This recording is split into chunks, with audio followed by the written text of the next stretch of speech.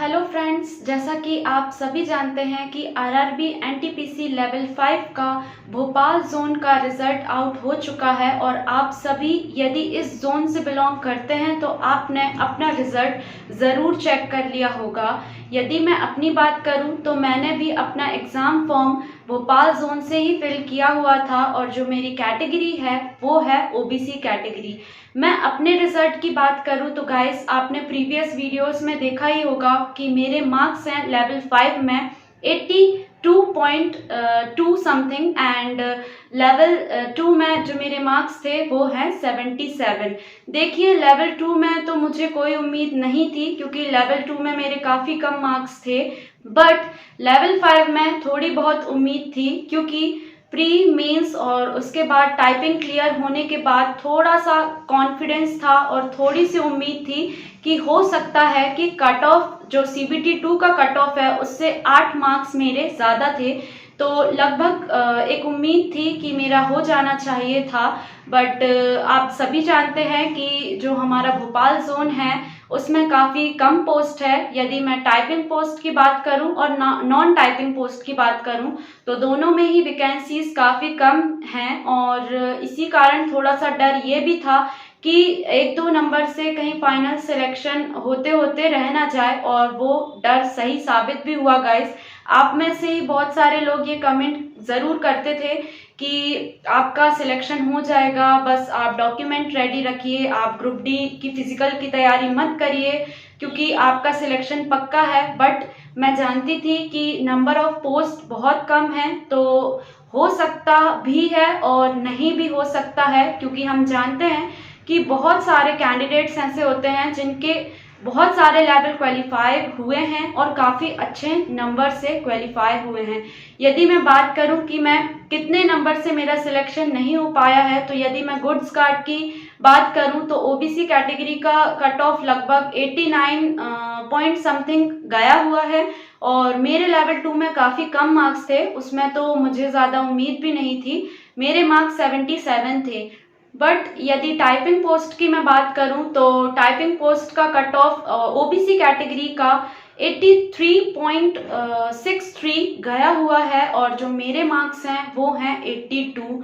तो लगभग 1.63 मार्क्स से मेरा सिलेक्शन नहीं हुआ है। और देखिए, आगे सेकेंड लिस्ट में भी मुझे कोई उम्मीद नहीं है और लगभग नहीं ही होगा उसमें भी, क्योंकि जो कैंडिडेट बस कुछ ही मार्क्स से या पॉइंट मार्क्स से कुछ रह गए होंगे उनका ही सिलेक्शन आगे होने वाला है, तो उम्मीद लगाने की कोई ज़रूरत नहीं है।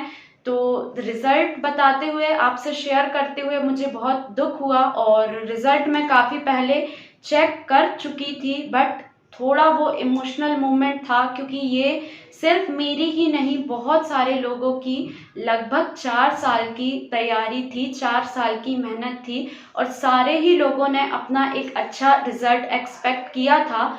बट हम जानते हैं कि सारे लोगों का सिलेक्शन नहीं हो सकता है, कुछ ही लोग सिलेक्शन लेते हैं। जितनी नंबर ऑफ पोस्ट होती हैं, नंबर ऑफ पोस्ट भी काफ़ी कम है, तो इसलिए वीडियो अपलोड करने में, आपके साथ अपना रिजल्ट शेयर करने में मुझे थोड़ा टाइम लगा। बहुत दुख के साथ मैं बता रही हूँ कि मेरा सिलेक्शन नहीं हो पाया है। मैं जानती हूँ कि बहुत सारे ऐसे भी स्टूडेंट ज़रूर होंगे जो कुछ ही मार्क्स से रह गए होंगे, जिनके मुझसे भी अच्छे नंबर होंगे, तो शायद कहीं उनका टाइपिंग क्वालिफाई नहीं होगा, और कुछ ऐसे भी होंगे जिनके और अच्छे नंबर हैं मगर फिर भी वो पॉइंट मार्क्स से रह गए हैं, 0.2 मार्क्स से रह गए हैं, 0.3 मार्क्स से रह गए हैं। तो उन कैंडिडेट को मैं बोलना चाहूँगी कि सेकेंड लिस्ट का वेट करिए, आपका सेकेंड लिस्ट में हो सकता है, बट मैं अपनी उम्मीद नहीं कर सकती क्योंकि मेरे मार्क्स कट ऑफ से काफ़ी कम हैं। अब आगे क्या कर सकते हैं उसमें देखिए, आगे कुछ नहीं किया जा सकता, ये रिजल्ट था, सबको एक्सेप्ट करना ही पड़ेगा, चाहे नेगेटिव हो चाहे पॉजिटिव हो।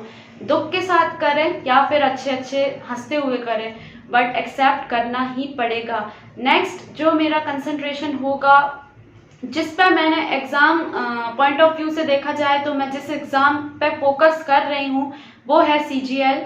मुझे नहीं पता प्री निकलने वाला है या नहीं, बट अपनी तरफ से रेडी रहूँ वही अच्छा रहेगा। और सेकेंड आरआरसी ग्रुप डी, इसकी फिजिकल की तैयारी भी मुझे करना ही पड़ेगा। मैंने बताया हुआ था कि फिजिकल में मुझे थोड़ा प्रॉब्लम है, बट प्रॉब्लम बस होने से ऐसा कुछ नहीं होता है गाइस। प्रॉब्लम फेस करनी होगी और मुझे फिजिकल क्वालिफाई करना होगा, तभी मुझे कोई पोस्ट मिल सकती है। मेरे कमेंट सेक्शन पे आप ज़रूर अपने टाइप करके बताइएगा मार्क्स, और आपका सिलेक्शन हुआ या नहीं हुआ है, या फिर आप सिलेक्शन लेते लेते रह गए हैं तो आपके कितने मार्क्स कम थे कट ऑफ से, ज़रूर बताइएगा। अब थोड़ा मैं कट ऑफ के बारे में, जो भोपाल जोन का कट ऑफ था उसके बारे में डिस्कस कर लेती हूँ। देखिए गाइस, सबसे पहले तो मैं भोपाल जोन का अलग अलग कैटेगरी के हिसाब से अलग अलग पोस्ट वाइज कट ऑफ बताने वाली हूँ। कट ऑफ बहुत ज़्यादा हाई गया है, जो कि एक्सपेक्टेड ही था। सबसे पहले गुड्स कार्ड के लिए देख लेते हैं। जनरल कैटेगरी का कट ऑफ देखिए, यहाँ बहुत हाई गया है 93.78। एससी कैटेगरी का कट ऑफ 81.68। एसटी कैटेगरी का कट ऑफ गया हुआ है 75.92, और यहाँ आप देख सकते हैं ओबीसी का कट ऑफ गया है लगभग 89.4, और मेरे मार्क्स थे 77, तो मैं तो कट ऑफ से बहुत ही दूर थी इस पोस्ट के लिए। अब चलिए देख लेते हैं जूनियर अकाउंटेंट असिस्टेंट कम टाइपिस्ट। इसमें देखिए जनरल कैटेगरी का कट ऑफ लगभग 86.72 है। एससी कैटेगरी का कट ऑफ 72.6, एसटी का कट ऑफ है 66.89, और ओबीसी का कट ऑफ देखिए इसमें गया हुआ है 83.69। मेरे मार्क्स थे गाइस 82, और लगभग 1.69 पॉइंट से मैं पीछे हूँ कट ऑफ से। ईडब्ल्यूएस कैटेगरी का गाइस आप यहाँ देख सकते हैं 77.98 गया हुआ है कट ऑफ। कट ऑफ काफ़ी हाई गया हुआ है, और ये हम सभी जानते थे, क्योंकि टाइपिंग पोस्ट का कट ऑफ इसलिए भी हाई गया क्योंकि बहुत सारे लोगों की टाइपिंग भी क्वालिफाई थी। और ओबीसी की खासकर मैं बात करूं तो ओबीसी में कैंडिडेट के काफ़ी अच्छे मार्क्स रहे हैं, जैसा मैंने देखा है, और लगभग बहुत सारे लोगों का टाइपिंग टेस्ट भी क्वालिफाई था, तो कट ऑफ तो हाई जाना बनता ही था। सीनियर क्लर्क कम टाइपिस्ट का आप देखिए गाइस, यहाँ पे यूआर का 86.72, और एससी कैटेगरी का 73.61 है। एसटी कैटेगरी का 59.15 है, और ओबीसी का 83.69 है। ईडब्ल्यूएस कैटेगरी का भी यहाँ कट ऑफ ज़्यादा ही गया है 76.97, जबकि कुछ जोन्स में ओबीसी का लगभग इससे कम ही कट ऑफ गया हुआ है। तो मेरे हिसाब से तो भोपाल जोन का कट ऑफ हाई रहा है। सीनियर कमर्शियल कम टिकट क्लर्क का और देख लीजिए गाइस, यहाँ पे देखिए जनरल का कट ऑफ कितना हाई है 92.77, एससी कैटेगरी का 78.99, एसटी कैटेगरी की बात करूँ तो 73.61, ओबीसी कैटेगरी का 88.40, और ईडब्ल्यूएस कैटेगरी का यहाँ पे 83.36 है। तो आप जैसा कि देख सकते हैं मैंने अपने सारे रिजल्ट्स आपके साथ शेयर किए हैं, और काफ़ी अच्छा रहा एक्सपीरियंस। बट इतने आगे आने के बाद यदि आप फिर से ज़ीरो से स्टार्ट करना पड़ जाए तो ये काफ़ी बुरी बात लगती है। एक तो ये, और दूसरी बात ये 1 या 2 साल की मेहनत नहीं थी, बहुत सारी साल की, मतलब 3-4 साल की मेहनत थी लगभग, और 3-4 साल कम नहीं होते हैं। यदि कोई स्टूडेंट फर्स्ट फेज़ में ही डिस्क्वालीफाई हो जाता है तो शायद इतना दुख नहीं होता है, बट इतना आगे आने के बाद जब आपको फेलियर का सामना करना पड़ता है तो बहुत दुख होता है। बट मैं एक अकेले कैंडिडेट नहीं हूँ जिसने अपना नेगेटिव रिज़ल्ट देखा है और आपके साथ शेयर किया। बहुत सारे और भी कैंडिडेट होंगे जिनके मुझसे भी अच्छे मार्क्स होंगे और फिर भी उनको सिलेक्शन नहीं मिल पाया है। तो आप गाइस मोटिवेट ही रहिए और आगे बढ़ते रहिए, बस यही कहूँगी।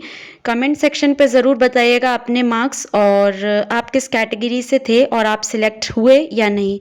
मिलते हैं नेक्स्ट वीडियो में। Thank you so much.